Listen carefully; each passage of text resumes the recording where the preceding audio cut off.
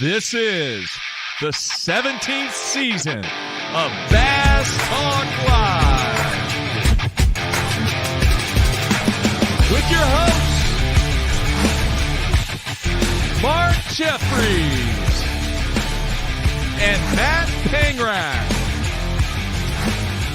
BTL is brought to you by Lawrence, Bass Cat Boats, AFCO, Duck and Fishing, Strike King Lures, Sunline, Big Bite Baits, Spro, Exo Lures, Yamagatsu, The Bass Tank, and Denali Rods. BTL coming at you. Good Monday, everybody. Welcome once again to another edition of BTL Bass Talk Live, where Matt and I are going to talk bass fishing and anything else that we want to talk about.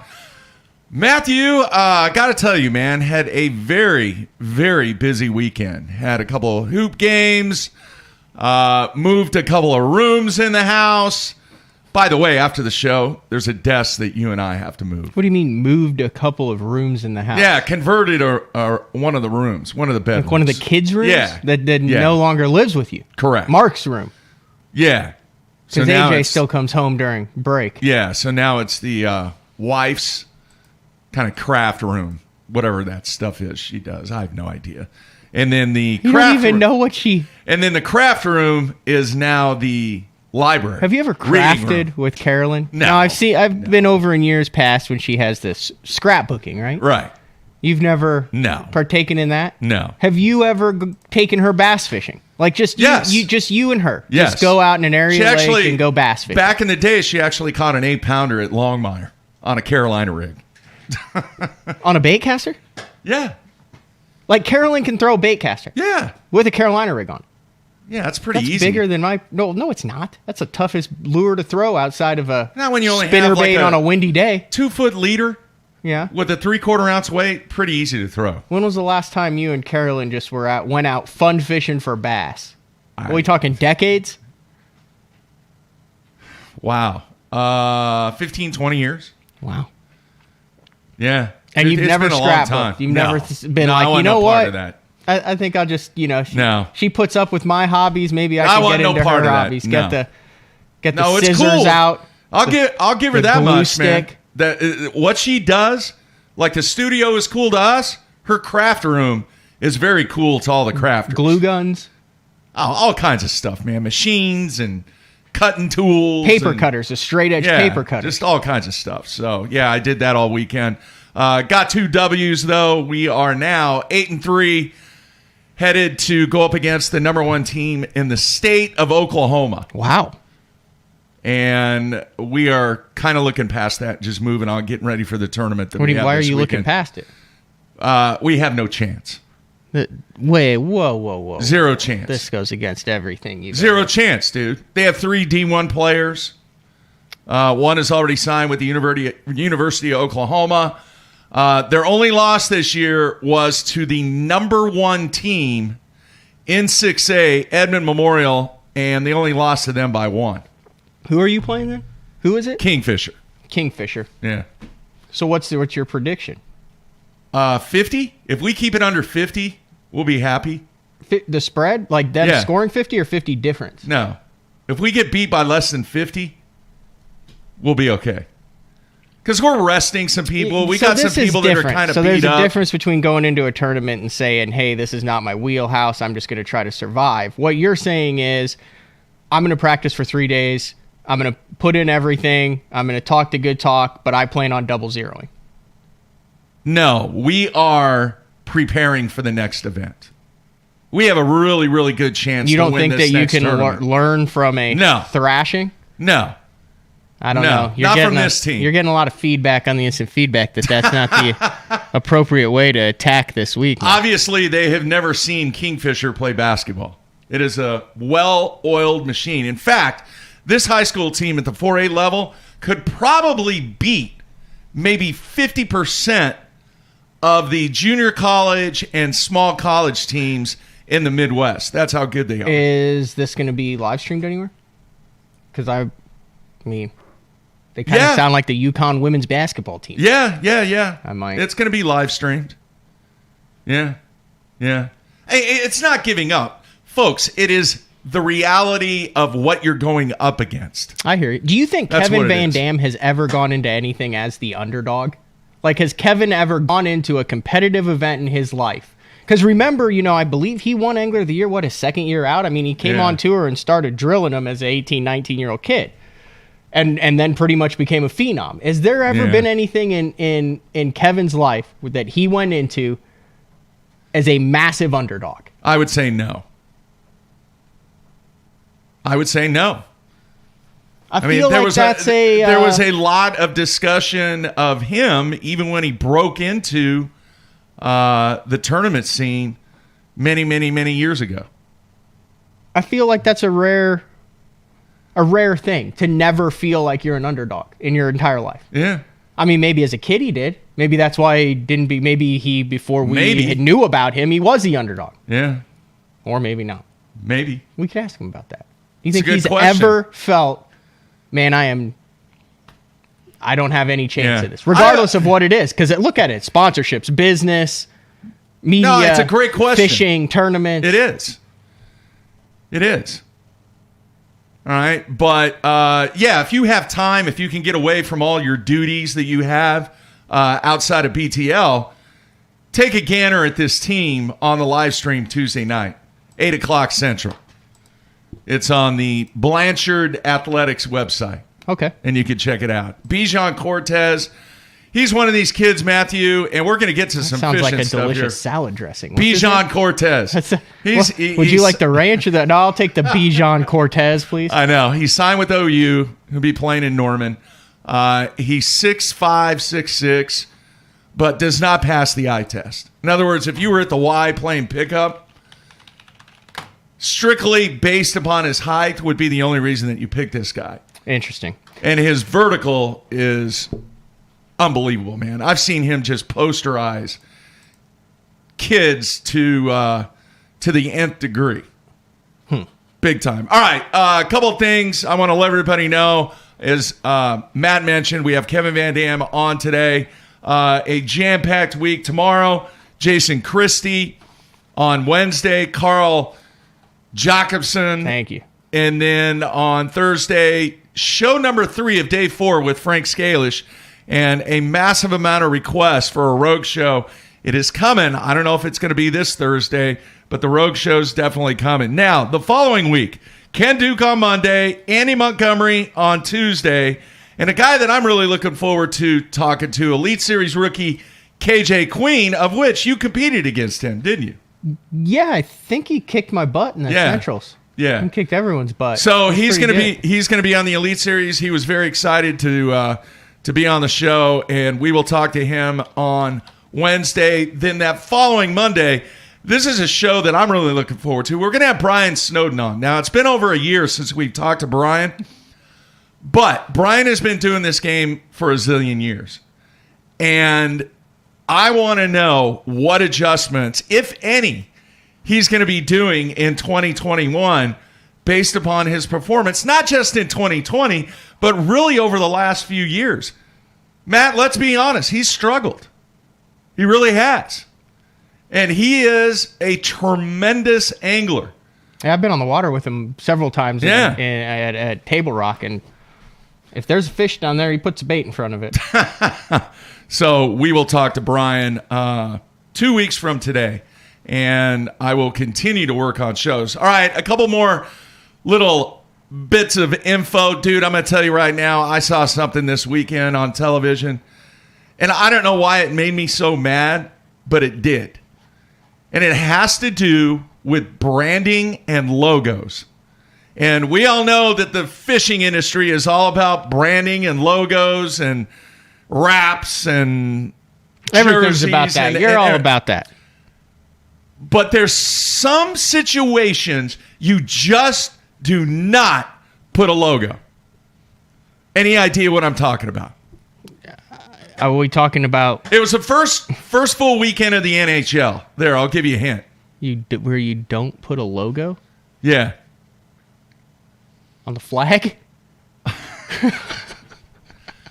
On the flag. No, not on the flag.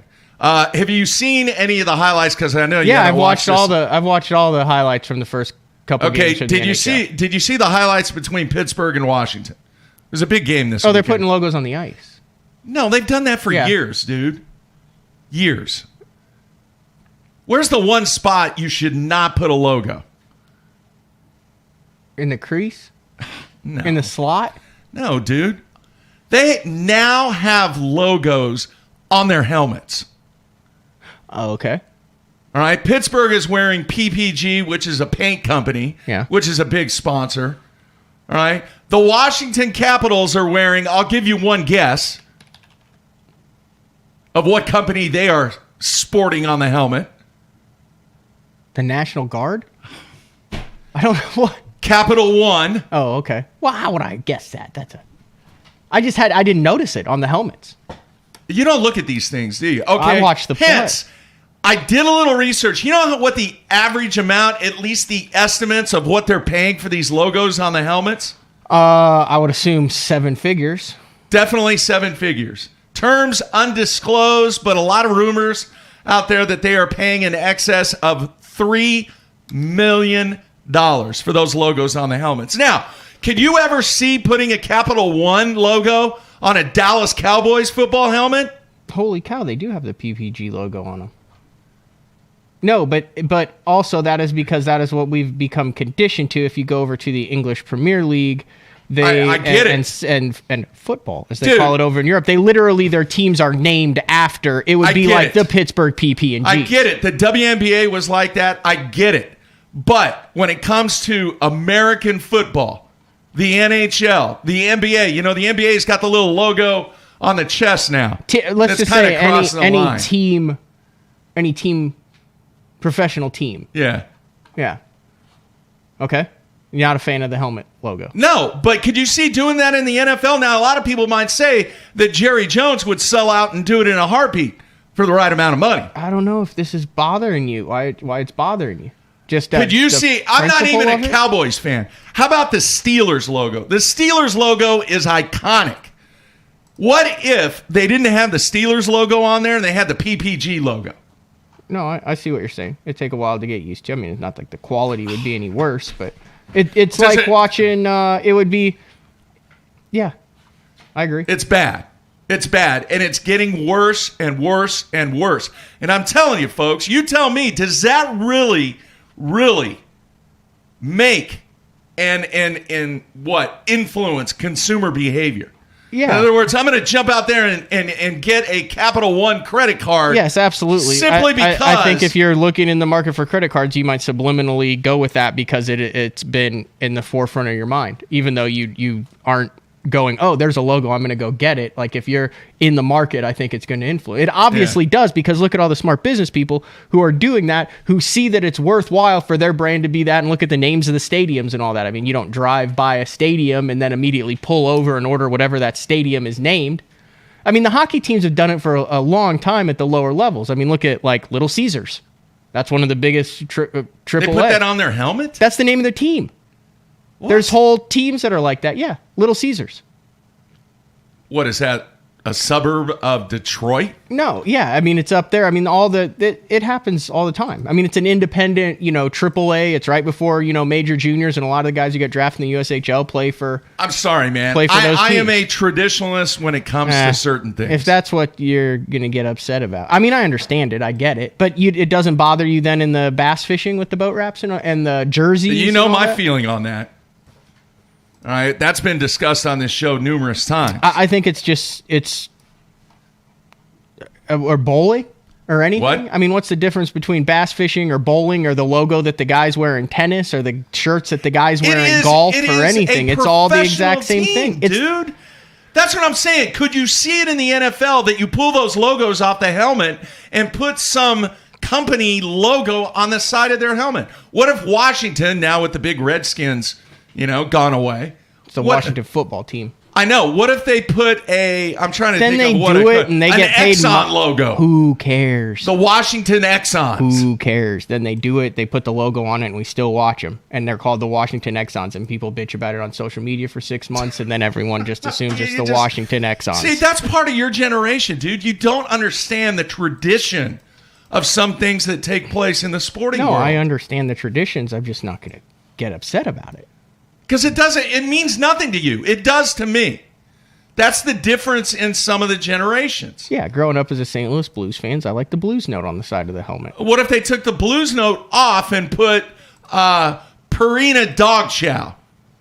We're really diving into the anything else we want to talk about part of today's show. Dude, that really bothered me because we've had this discussion in the fishing world about how logos on jerseys and boats and everything else truly give an indication of professionalism. Yeah, at a certain level they do. You just said but it. But it also depends. Level. So yeah, you can also. We've seen certain right, anglers dive into the. People are pissed off about me talking about it. I'm sorry, you guys just don't understand. It is wrong. It is wrong for professional sports to put those logos on there. There's a zillion other ways you can make money besides I hear it, ruining the sport. I get it. We're good with it. We have like two other things to really quickly talk about because we have to stay on schedule for Kevin. I know. If we're late for Kevin because you're upset about a PP&G logo, no, it's not a good look. No, we're not going to be late. All right, real quick. I got a text message from John Johnson. You know who John not the angler. From Bass Fan. But the writer, yeah. He goes, Jeffries, just noticed Chris Prather with a Strike King logo on the back of his jersey. How did that happen? And I kind of explained to him, and he said, that's one of the coolest things that I've seen in the game. Really, really cool. There was a big event over the weekend. And then the other thing was I received a text. There is a Supercross rider that just announced, and I can't remember his name, that Abu Garcia is sponsoring him. That has to be somewhat related to the Shryox. I would imagine that there's got to be some sort of crossover in that. Are we talking about this at all? Or are we leaving that off the table? Yeah. That's the last thing on the list. The other thing was, and I'm sure there are people on the West Coast that are scrambling on this one. There is what would you call it? An image? A graphic? It's this? Yeah. It's a promotion. It's a random promotional banner. Yeah. Now, I got it from several people. It appears to be a screenshot on a computer, but I don't know where it came from. There's no information about it online. But when I first saw it, I thought, oh, wow, that's a huge get for the man who makes things happen. Didn't you, Mark? Yeah.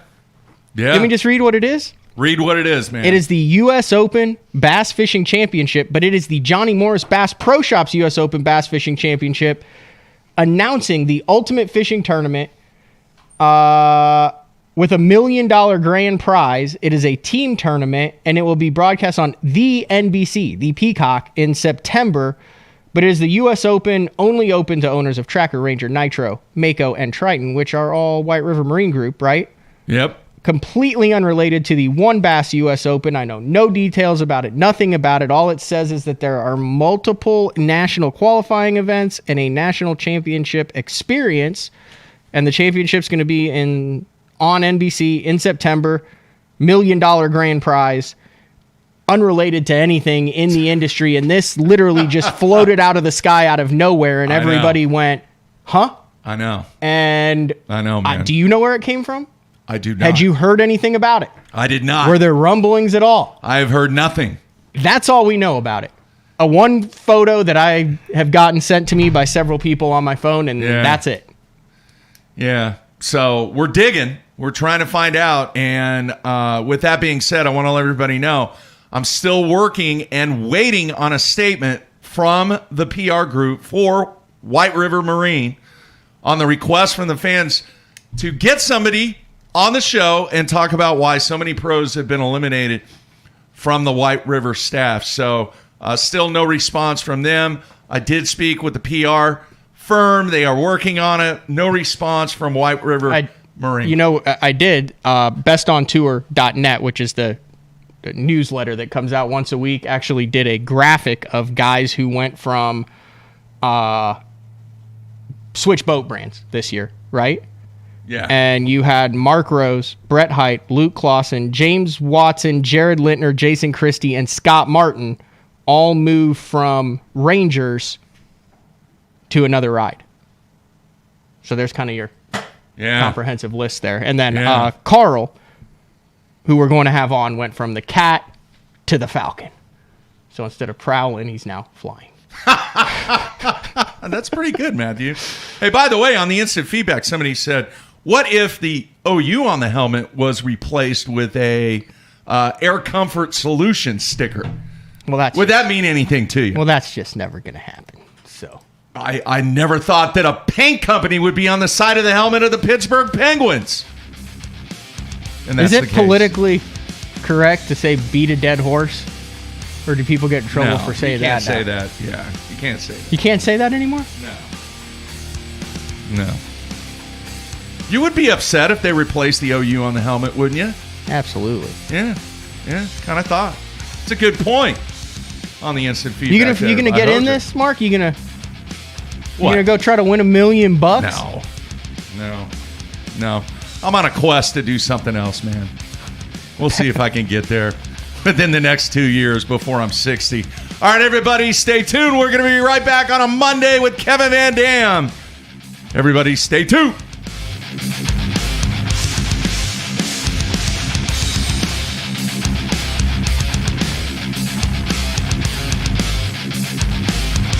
New active target by Lowrance. It exceeded any and all expectations I had. It really opened up my eyes to things that I never knew happened.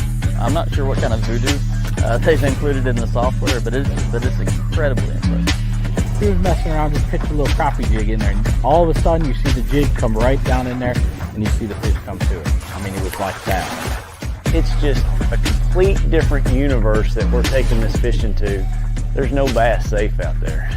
Active target by Lowrance. Game on. BassCat's legendary 20-foot platform has been paired with angler-approved accessories for 2021. Puma FTD features the proven hull used by many of the top names in bass fishing today, backed by a transferable lifetime warranty. The Puma FTD boasts a full team deck concept which enhances efficiency for you and your tournament partners. Turnkey tournament-winning performance. The Puma FTD SP from BassCat.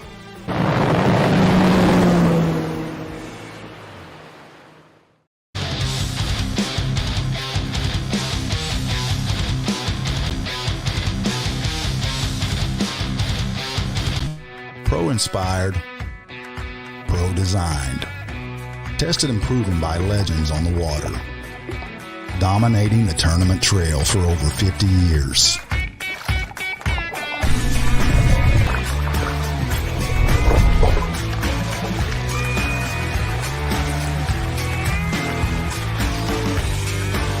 Everything you need, one legendary brand. Strike King.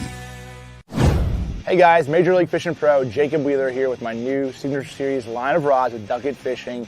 We have my 7.2 cranking rod right here. Crankbaits can be very fickle, and having the right, having a lot of tip can be too much, and having not enough tip can, lose a lot of fish. So you really got to be careful. If there's one or two techniques that I'm really adamant about having the perfect action is a crankbait, especially like a square bill, a DT6. Those medium running crankbaits in the springtime, when those fish's mouth are pretty tough, that's when I'm really on top of having my actions just perfect.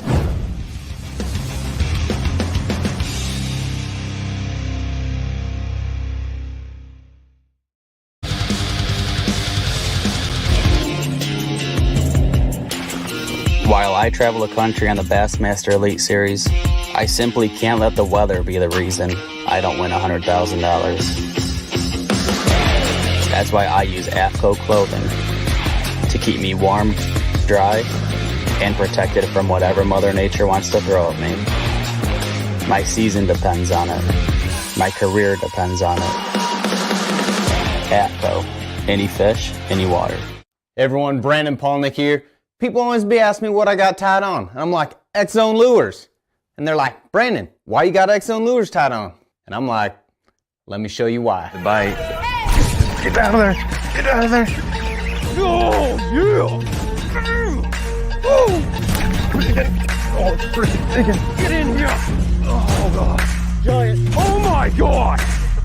Oh, my God. I think you get the point.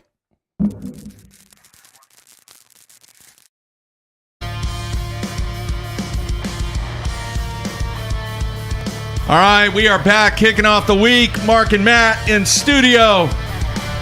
This might be the biggest flex that we've ever had on the show. We've had trophy gear. We've had classic trophies in the background.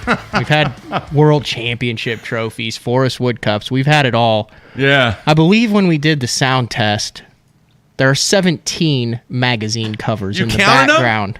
I counted them, and that's just in the screen. That is a power move if I have ever seen one. Well, that's what happens when you're the greatest of all time. I am still clinging, and this is the truth. I'm still clinging to my one magazine cover of all time. Do you know what that is, Mark? That is the Casting Kids. 1998 Bassmaster Casting Kids official magazine, holding a bass on the cover as a 13-year-old with Denny Brower. Yeah. Other than that, I would just have one. I would have one picture frame on my back wall. The rest would be bare. Hopefully there's more to come there. All right, let's bring in our guest. Kevin, you there, man? Yeah, man. Just waiting on you. Hey, man, good to see you. It's been a while, and that is quite the backdrop there, man. I'm actually sitting at my card table down in the basement. So, all right. What's your favorite? Okay, two questions. First cover ever. Do you remember the first time that you looked at a magazine and went, "Holy cow, that's me"? And then second question, favorite cover of all time in any magazine or anything. Oh gosh, you can't say Bass Pro Shop's catalog. I don't remember which even, right off. I don't remember which is the first one, and I really don't have a favorite. I mean, they're all pretty dang special. But the classic, probably my first classic win. That was a big one. It was a kind of a monkey off my shoulders to be able to get one of those under my belt. Yeah. All right. I want to ask this because I was thinking about this last night when I was watching the Saints and the Buccaneers in the Superdome. Every time you watch a football game in New Orleans, Kevin, do you think about your classic win? Does that cross your mind anytime a football game is played, you watch it on television? Yeah, it does. I actually went last year to the national championship there with my wife and some friends, and it was pretty awesome to be. I just like New Orleans. It's a great town, best food town in the country for sure, and it's a special place. I mean, it's so big. I don't really remember it as being the same from being in there in the tournament as when I was there, like for the football games. It's a cool spot though for sure. All right, let's talk about this year right now. I know you were fishing in a snowstorm last week, and that's part of why we had to rebook you for today. What is your outlook on 2021 and the way that the schedule sets up and everything that you kind of look forward to? It seems to me this could be a KVD year. What are your thoughts? Well, I think we've got a really good schedule on the Bass Pro Tour as far as lakes. The big thing that still bothers me is with everything we're dealing with this pandemic, it's tough for the fan interaction. I miss that aspect of it, to be able to have people at the events, to not have an expo at the Red Crest. And who knows? I mean, right now, we're about to, I've got my first cup event in the week, and then we kick into Red Crest and we kick into the season. Hopefully, this vaccine will turn the corner and the weather will cooperate, because Mother Nature is one of the toughest things on us on tour. We had a really challenging year weather-wise last year. So the fishing's good. The enthusiasm is there. I mean, people are going out and fishing more than they ever have. I think because of this pandemic, a lot of people have realized that hey man, outdoors is the safe place, and being on the lake or being in the woods is a great thing, and getting back out there with their families and stuff. And so, the outdoors and fishing in general has been a beneficiary from this to some degree. I just want to get things back to normal a little bit. Here in Michigan, we're still closed down. Restaurants aren't open. My son is he's a culinary major, and it's just, you can't get a job right now. So he's ready for it to be over too. So I think all of us know that last year was tough, but I just want this year to things to even out. Let's get, hopefully everybody can stay safe and get past this virus and get back to a little bit of normalcy in everything. Did you go down to Texas to? Yeah, that's what we talked about. You remember? But when you went down there, I want to know what it was like, because that would probably mean another magazine cover, and that would probably mean the size of the trophies that they give away. You would have to rearrange the trophy room, because those things have been like, they're like 4 foot wide and stuff. So, what are your thoughts going into that tournament? Well, when I went down to Palestine, I knew I just had, with my schedule the way it is this time of year, I had a short window to go, and I saw the forecast was going to be cold, and it's winter storm warning, it said, but I still drove 15 hours from home down there just to go drive around the lake for 2 days. And it did. It snowed like 6 inches the first day I was out on the water, but it was still learning. I kind of knew going in that I didn't really want to spend much time fishing. I just wanted to basically do a lot of graphing and just look around. So it's kind of, in my mind, it was good, because I would have been tempted if it would have been 70 degrees and nice to spend too much time casting and not enough time searching. But it's a neat lake. It really reminds me a lot of Conroe, in the sense that it's got all the docks and the bulkheads and the seawalls, but it also has, some bank grass and some, shallow areas, especially on the upper end and things like that. And it's got a ton of offshore structure. The Lake Master mapping on it is just mind-boggling. It's not a deep lake. It's full of timber, so it's a lot to get around in. You got to do a lot of idling for sure. But it's got really good fish. The little bit of fishing that I did, I was stunned when the water temperature was 41 degrees at Lake Palestine. That just doesn't happen down there. And I was still able to get bit in those conditions. So I think it's going to be really a special event, especially if Mother Nature lines up with a warming trend. It could set up to be a record breaker. All right. So going into this, as soon as it was announced, Jeffries, who has been on that lake, said, they're going to destroy lower units. It's a prop eater. I've talked to a couple guys who are like, yeah, I ordered some extra props. And I started thinking, and we're going to have Kevin VanDam on, we never hear about you tearing crap up. Like, we got, you got like Tommy Biffle, and you got like Bobby Lane, who's like, that's why they make more than one lower unit, folks. But in all the time that I've covered it, I can't remember a time when it was like, man, KVD ripped his lower unit off. KVD.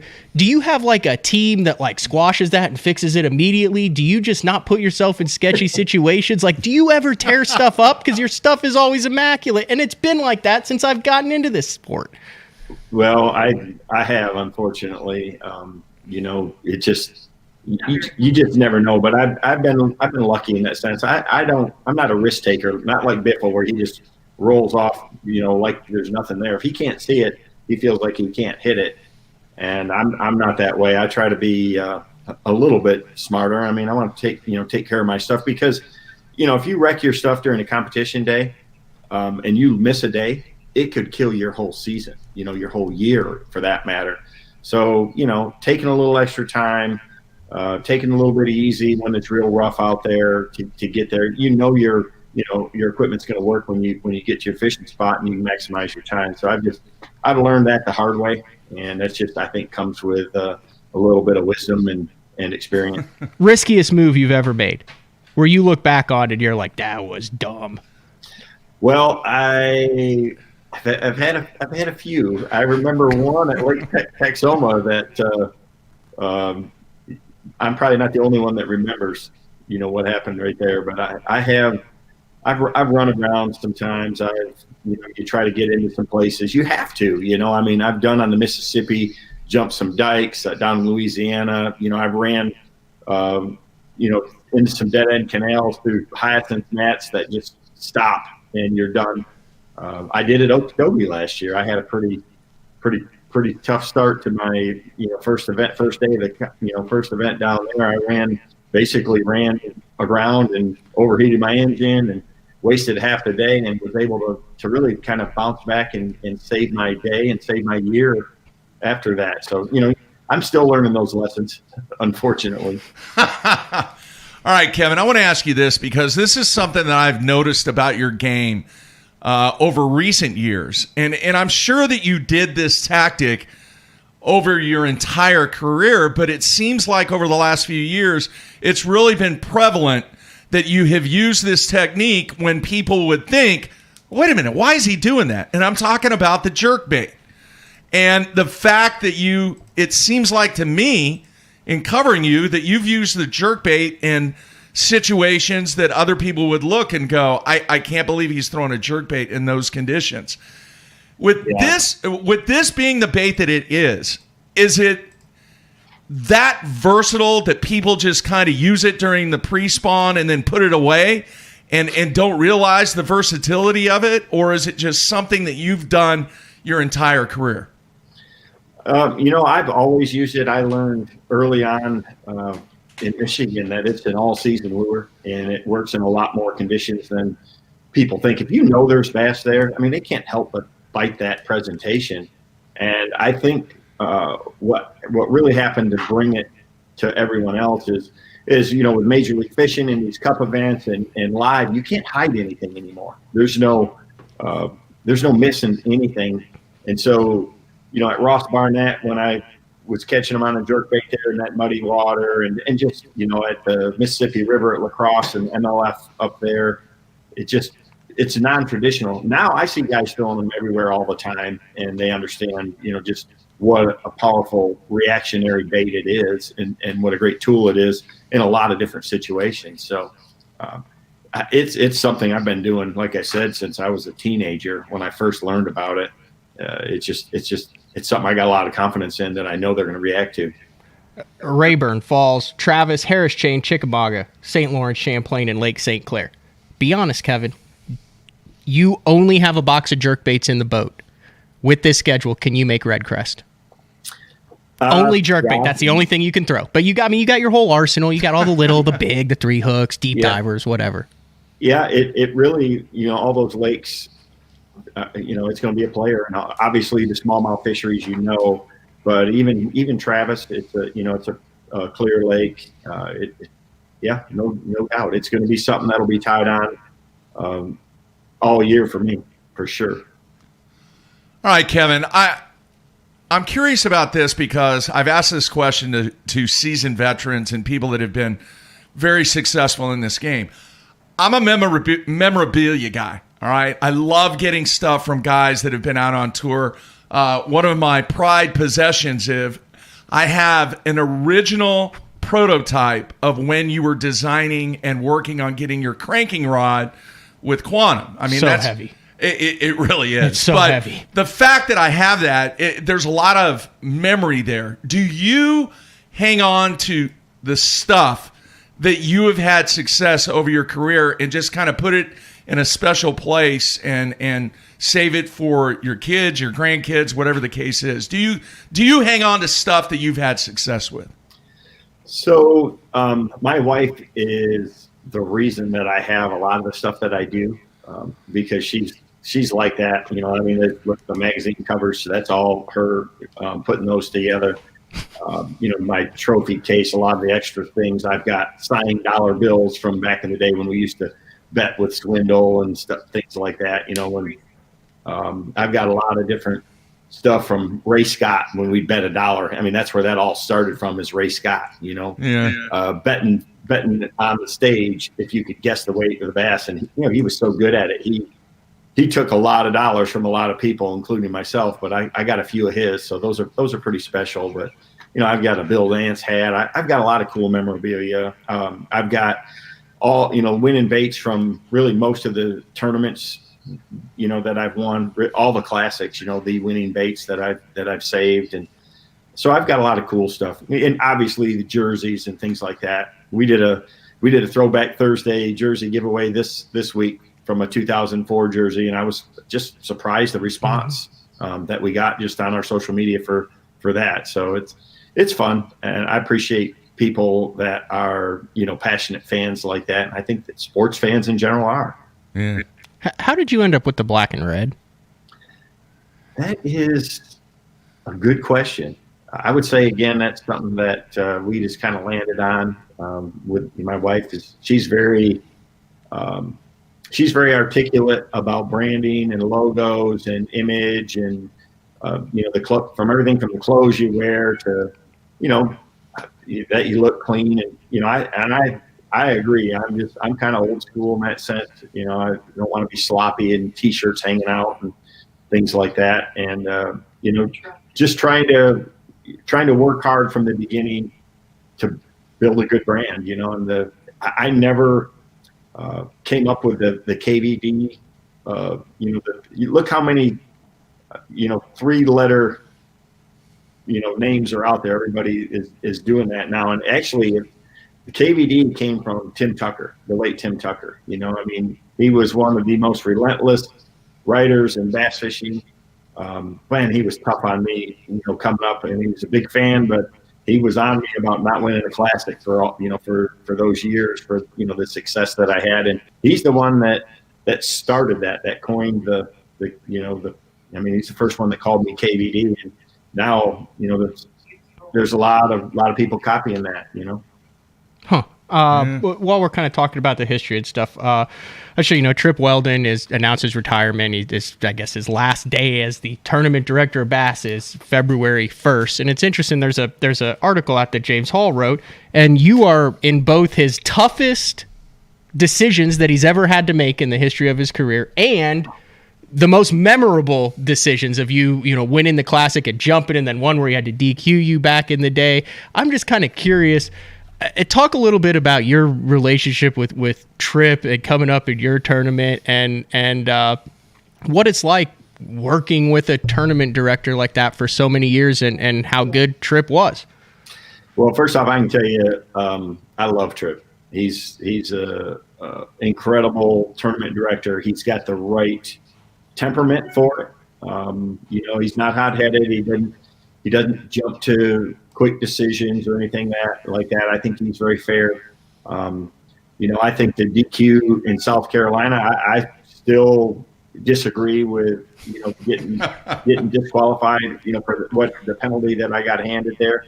And I think that he does too. I mean, we've talked about it, but it's easy to look back at now, and it's easy to say, well, hey, I wish I would have, I'm sure there's plenty of decisions that he's had to make that, that he might have done something a little bit different, or maybe has a few regrets about. But, he worries about every one of those anglers out there on the water like it's his own kids. And, when you got bad weather coming, he's got to make those decisions. It's really, really hard. And he takes it very seriously. I actually talked to him over the holidays just to check up on it, just, to see how he's coming with his treatments and stuff like that. And, Trip's to the point where he's got a great place on Jordan Lake now, and he loves to fish. And, he doesn't need that stress anymore. I just, I want to see him beat this canter. It's definitely very treatable what he has. And, he should enjoy his time. I'm sure he's going to be a bass fishing fan and be following the tournaments go forever. I mean, you watch, Harold Sharp was the same way. I mean, once you live that, it's hard to change, to change who you are. But I'm just really glad to call Trip a really close friend. And like I said, I love him. I still love him, and he's probably the best tournament director that of all time during my career, for sure.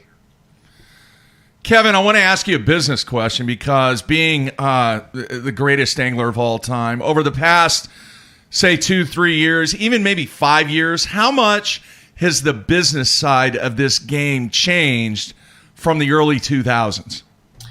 It has a lot. I mean, the bottom line is you still have to work really hard. For your sponsors, you've got to be smart. The platforms have changed. Before, in the early years, it was all about Bassmaster Magazine and the television show, and live streaming has changed that. Social media has probably been the biggest change, for it. Now there's, a lot of guys a lot of YouTubers and things like that are getting a lot of notoriety and getting sponsorships. I mean, if you look at the Guggen Squad, for instance, the neat thing about competitive tournament fishermen is there's a platform there that you have to prove yourself. Like the hunting industry and the YouTubers, it's there's no measuring stick, but people that are interesting to watch or funny or do neat or different things can build a big following. There's platforms and opportunities out there, but the bottom line is the people that are successful right now in the sport are the people that are working hard to be successful. They're working hard for their sponsors. They're out there. They're not just fishing the tournaments and sitting at home in between. They're out there hustling, and that's something that since the beginning of my career has not changed. The hustlers, are the ones that are going to see that success. Is it more difficult today to contain and maintain sponsors than it was in the early 2000s? I think there's a lot more scrutiny now. Yeah. So it's always, when I first started, there was guys sleeping in the back of their truck and going broke. I think the stakes are just a lot higher now. If you're going to, sign up and fish the tour, forget about your equipment and things like that. It's a $75,000 bill and outgoing cash expenses for a season. So, early on, it was a lot less than that, even though inflation has changed things. Entry fees have gotten up there, and now to be competitive, a lot of guys feel like they have to go and spend a lot of time pre-fishing, and everything just the stakes are just a lot higher. Yeah. All right, we know you need to go here real quick. Do you have anything else? And then I have two more questions, Matt. The one question that I just kind of had, where do you see yourself in your career right now? Like what point in your career? Because you're in an arena where you could go another 20, 25 years. We've seen guys who've done it. You also have 25 years behind you. I remember doing an article on you one time where you said that out of the next year you had 3 days that were free and the rest were calendar booked up. Your kids are older now.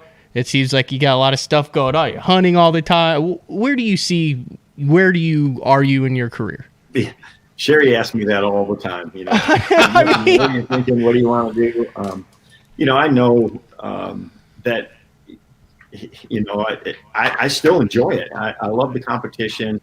I love the people. That's the thing that over the years is the one constant is I really enjoy my competitors, but I enjoy a lot of the tournament staff. I mean, I got a lot of great friends that I still have over at Bass, and the people that have covered it. Like, you guys, look how far back we go, and the things we've done. The bowling tournament we did at down in Texas at Falcon Lake there.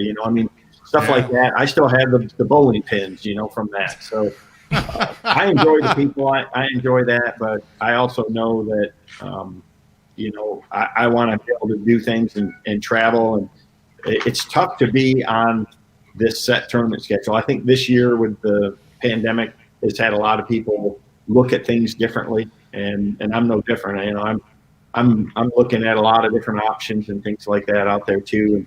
I'm having fun though. If I wasn't having fun, I would definitely. I'm not out here for trying to, create records or for longevity or anything like that. I feel like I'm competitive and have a chance to win. I mean, just a couple of years ago, I remember it's like, hey, when is KBD going to win again? It'd been 5 years since I'd won an elite event at the time, and it just goes in cycles. In the last couple of years on the Bass Pro Tour, the difference between it's especially with the format.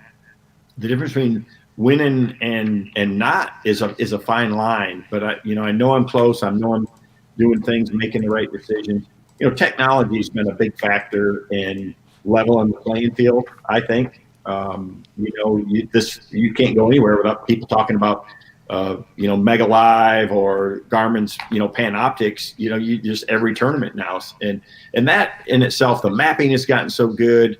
There's so much information out there on the internet that for the younger guys that don't have the experience, it's even that gap. Myself, as many times as I've been to Guntersville, somebody can go there for the first time now and be really, really prepared for an event there and be competitive. So that is tightened things up for sure. But it's true in every sport. Look at NASCAR, look at the NFL, look at the NHL. Everybody's working harder to get better, and there's more behind the scenes things you can do in technology and engineering to help you be better if you put the effort in. And that's what's happening these days is there's a lot of young anglers that are really putting the work in and making it happen. All right, very cool. My last question, Matt and I got into a discussion, and it kind of pissed me off. If you're going to ask him about football helmets for your last question to KVD? Absolutely, because I know how much of a football helmet. Really? I'm just giving you a hard time. He is giving me a hard time. Seriously, Kevin, being kind of old school, is there any way that you would be happy if you were a Detroit Lions fan, and instead of the lion being on the side of the helmet that they put a Domino's Pizza logo or a Ford logo or something like that? Do you not give a crap about that, or would that bother you? It's not the place for it, in my opinion. Team sports are different. Our sport and NASCAR, we're funded by sponsors that support us. It's a whole different model. The players and the teams, they're paid by the television rights and by the team ownership. So it's just a total different business model. And I don't think that a Detroit Lions jersey should be all logoed up. If they have one key partner, especially, a lot of these different, charitable things that some of them are doing in that or awareness, I get it, but man, keep it low key and subtle. It's just not. I don't think it's the platform. Yeah. All right. Last question. I promise. I know a lot of people have sent responses back to Matt and I over the few shows that we've done about electronics. We had Randy Blockett on. We've had a number of guys on saying there should be some type of limitations. It's getting way too advanced. What are your thoughts on electronics, and really from a tournament perspective, from a professional perspective, what is the future of electronics and what should we do? Well, where do you draw the line on technology? It's across every aspect of our equipment, from the boats to the lures, the fishing line, the rods, to what I see more than anything is you better embrace it because it's not going away. And what I like is, and I see it on my social media, if I can put something out there, put out a video, show people what I'm using. And I saw that with Mega 360 this year, is that it's an eye opener. It really helps people be more successful.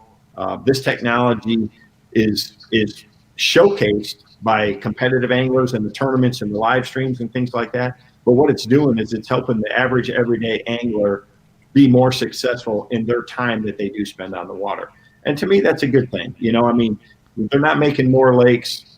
Conservation and awareness is a huge aspect of taking good care of these fisheries, because we are better anglers. We have better equipment. We're being more successful. But if you look at it, the fishing has never been better nationally right now than it is. Bass fishing has never been better.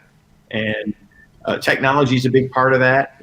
And obviously, we have to work hard to help support all of our sponsors and things like that. So I'm not going to be ashamed to be promoting. I can tell you that Hummingbird's Mega Live is coming, and it is not. They know.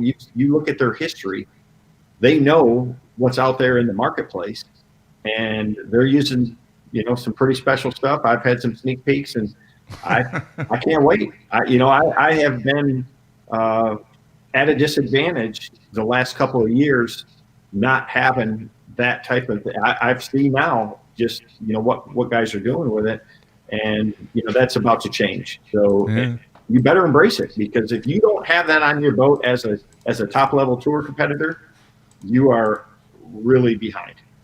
How many units you running this year on your boat? Well, currently I have 4 on my new rig, and there's a possibility that I might add a 5th one just for Mega Live, because I've got to still have Mega 360. There's just, there's a place I have to have it. It is the greatest innovation that I've seen, because you have this forward-facing sonar while you have your weapon in your hand.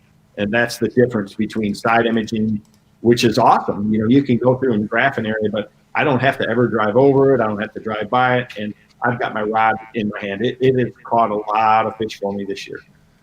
60 inches of screen, if my math is correct. I want a full flat screen front deck that is right there, all at my feet. I can just tap the area where I want with my foot to zoom in. That's what you want, right? The whole front deck is a screen. It might be coming, man. The whole front deck. That's mind blowing. Yeah, there you go. That's the future. Wow. All right, Kevin, man, we're going to let you go. And it was great to talk to you. Thank you so much for taking time out. And look forward to seeing you soon, man. I'm going to try and make it out to a couple of the events once school gets out. Man, that sounds fantastic. I appreciate you guys having me on. I'd love to do it anytime. It's been too long. Yeah. All right. Take care, Kevin. See you guys. All right. See you. All right. There you have it. Kevin VanDam. The rumor is that Sherry, his wife, was watching that in the other room and screenshot Kevin on BTL and is going to frame it and put it next to those 17. That's what I heard. I don't think so. But, man, everybody's giving me grief on the whole logo. You guys just don't get it. There's a couple people on the instant feedback over on the Bass Zone side that understand what I'm talking about. There are certain things that are sacred ground when it comes to sports. I hear you.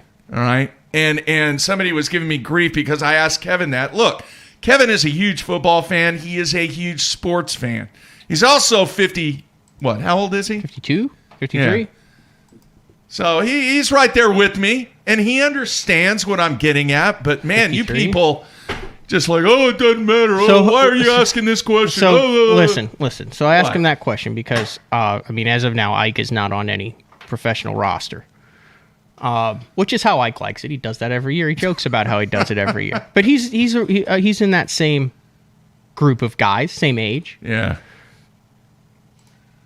And we just saw Rick Klon win still, and he's in the 70s. What is? It sounds like Kevin's open to doing this as long as it's fun. Is that not pretty much what he said? Yeah. Yeah. Only he knows, man. It's a family decision. Some people have asked the question whether or not is he going to stay in Michigan. His family is there. Everything that he's done in his life is in Michigan. But do you not think it's hard to leave that? Okay. Do you not think you get tired of the grind and the schedule at some point where you're like, man, I can stay busy, but I can stay busy going and hanging out with this buddy and going on this trip and doing that and doing this instead of business? Or do you think that that's just been so long for him that that's just how it is? You see what I'm saying? Yeah. Yeah. Why do you think that Tom Brady continues to do it? I think Tom's now to a point where he wants to prove something. Do you think Kevin wants to prove something? He said he didn't. He said he's not trying to win titles or set records or anything. He said he's doing it because he enjoys it and he's having fun and he still likes getting out there. Yeah. But then you also still look at his schedule and where he is, and it's just insane. Yeah, but don't get the impression that he's not competitive and he doesn't want to win. No. He's not just out there. What he said was he's not out there because he's trying to set records. Right. He's not. He's still winning. He still wants to win and compete and make money, and the records and stuff come with it. Yeah. But it's not like he's out there going, well, I'm out here. The only reason I'm out here is because I want to hit $7 million in earnings or because I want to win. No, I get it. That's a great point. You know. Yeah. Is he the greatest of all time? we've never had that discussion on this show. And I don't know if me we and need, you? Yeah, I don't think we need to get into it right now, but just if you had to just throw something out there right now, is he the greatest of all time? I didn't mean to stump you, man. I can't say yes. Look, because who would be right there with it? It's Rick. Rick just won twice. Yeah. The guy's in his mid-70s. Yeah. He's got the same number of classics. Yeah, he does. I mean, it's hard. Ask me this before Rick wins a couple years ago, and I'd say, yeah, it's a no-brainer. But I think that win, that the last two that Rick has had, and we thought that was the icing on the cake when he won the first time on the St. John's. Yeah. But then the win that Rick Clunn had with the career that he's had, I mean, I think that changes the discussion. Yeah. And let's be honest, it's going to be hard to put into perspective with the Major League fishing split, and you're the one who's like, well, how do you compare the two and all that? It's hard. And where it goes. And yeah, he was dominant beforehand, Kevin is, but I mean, you look at his body of work. I mean, I was looking at it just because someone said, well, Kevin did horrible. He was an underdog after his first bass tournament, right? BASS. Yeah. And I was like, well, yeah, okay. He finished 110th in the New York Invitational in Clayton, New York. Dude, the guy didn't. This was in 1987. He did not finish below 100th until 1994. Yeah. He went 7 years without a 100th place finish in invitationals and opens that routinely drew 250 to 350 boats. Yeah. I mean, that's insane. I'm scrolling through here. I fished 7 Bassmaster Opens and have as many 100th place finishes as Kevin Van, and I'm not compared. I'm just saying, put this into perspective, as Kevin Van Dam has in 314. Yeah, I get it. I mean, there's a lot of guys on tour who have their worst finishes of the year are worse than his worst finishes of his career. Yeah, I mean, yeah, he's had a couple stinkers, but so it's hard to do that. But man, it just depends on how the value that you put on time. Do you not agree? No, that's a good way of putting it. The other thing is the number of events that there was failure.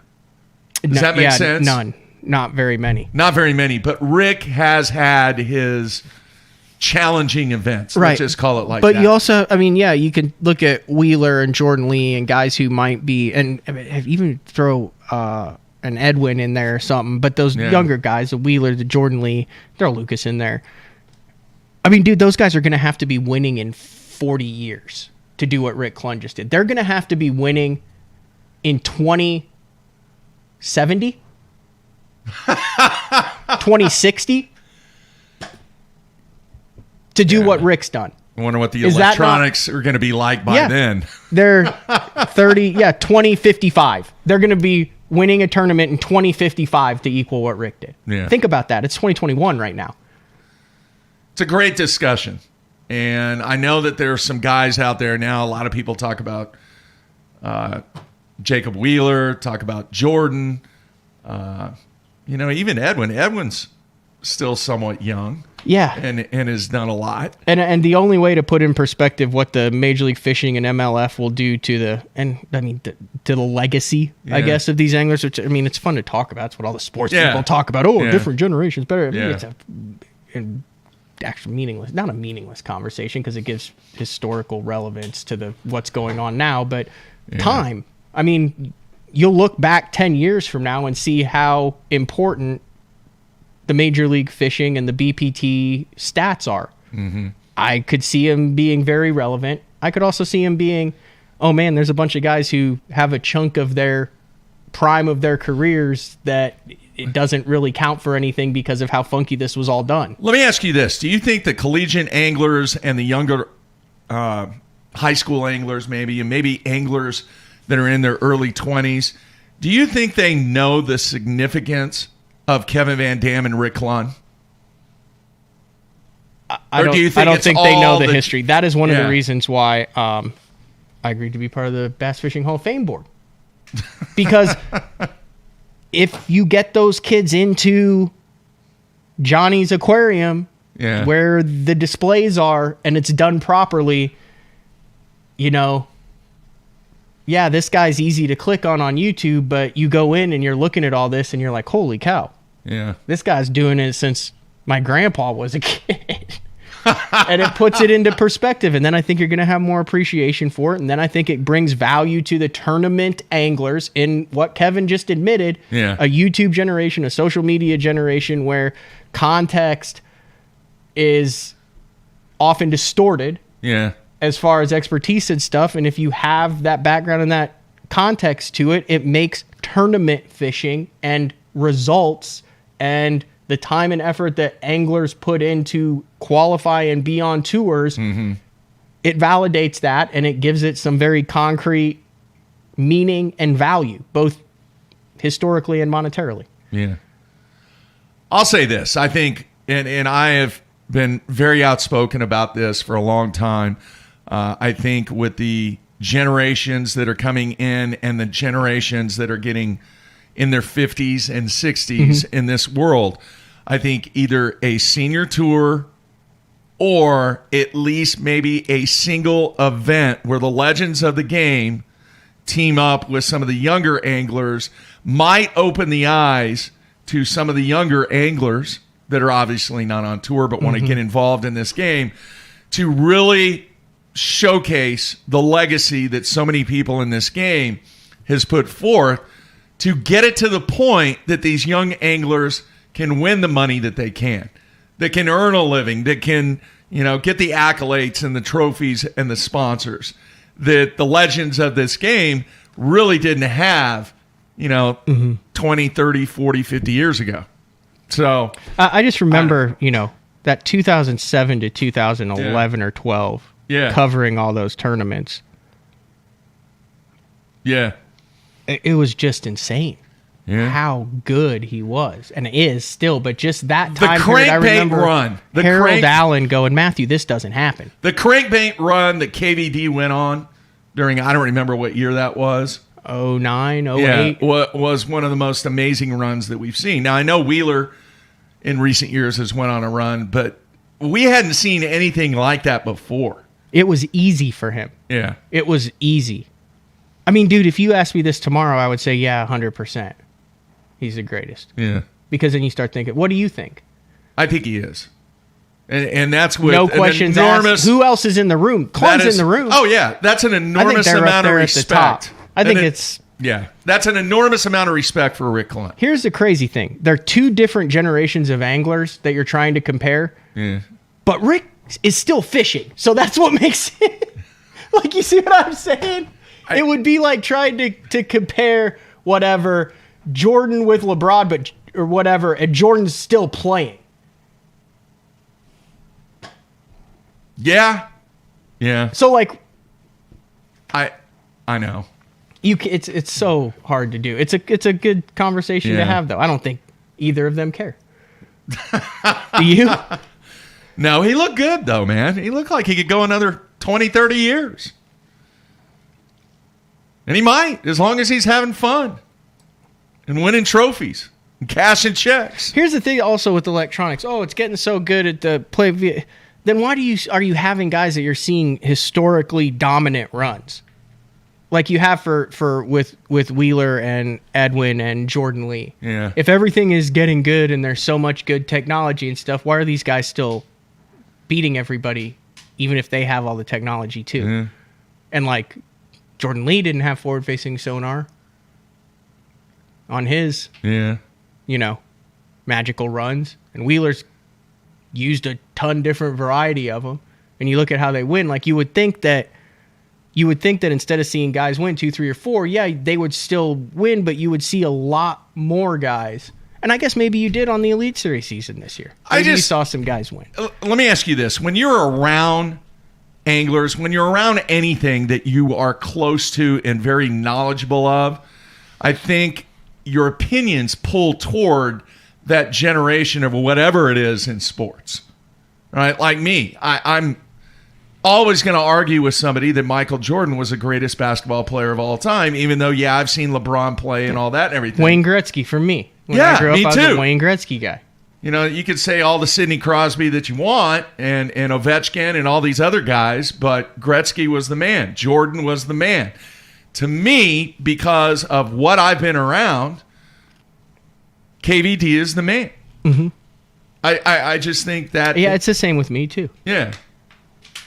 And that is not taking away anything from what Rick has done over his career. Now, we could continue this discussion on Monday. You know why? Why? Because we have Ken Duke on. Exactly. Ken Duke will be like, here's why, and then he'll be like, he's 0.2 statistically greater all time. End of discussion. Yeah. Yeah.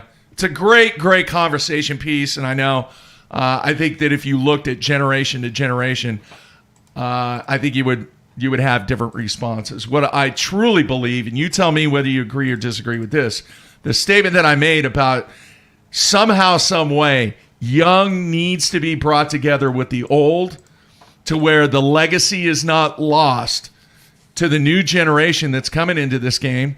And I think that for somebody that is coming into this game, not to know who Rick Clunn is or Kevin VanDam or any of the other legends is really, really disappointing, and that needs to change. I agree. Take 101 Elite Series pros, the 160 MLF Pro Tour guys, and the 80 BPT guys. They get one vote. You just give them a piece of paper. Write down the greatest tournament angler of all time. That would be cool. Remember they did that with the ESPN, the greatest angler debate and all that Yeah. Rick won. I think that was, 2005, 2006? I mean, that was a long time ago. Early 2000s. Right now, at a tournament, gut reaction, write it down. That would be cool. First of all, how many names do you think get counted? How many, out of all those people, how many, you don't have to name them, but how many different names are on those pieces of paper? 3. Out of all of them, there's only 3? Oh, no. The majority would be 3 names. But how many total names? I think 10. I think maybe 9 or 10. Yeah, I think you you're could right. make a case for Larry. You could make a case for Roland. You're going to have some guys that are going to go newer school. I think 10. You're going to have you're probably a couple right on egotistical guys that'll put themselves down. but the big 3 would be who? Kevin, Rick, and Roland. Yeah. You agree or disagree? I agree. Yeah. With Kevin winning. Yes. Not by a landslide, though. No. And it would be interesting to see what the younger guys say on that. All right, man. Great stuff. Want to thank Kevin once again for taking time out. We got him out there just in time because he had a call that he had to jump on. So that worked out really, really well. Tomorrow, you going to be here? He's not going to be in studio, is he? No, he is not. No. And he just got a new boat, and he just got it rigged. Yeah.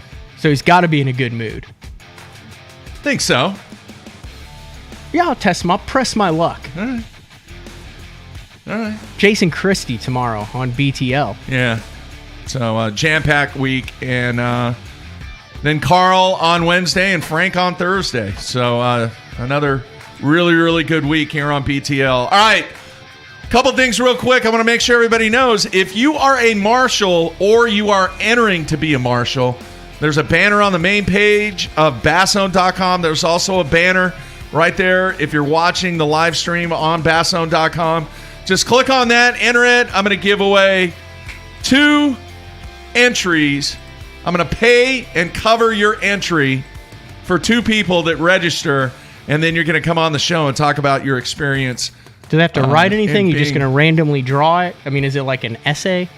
Yeah, there's a little short answer. Why do you want to be a marshal or something like that? How much does that play into your decision? I don't know.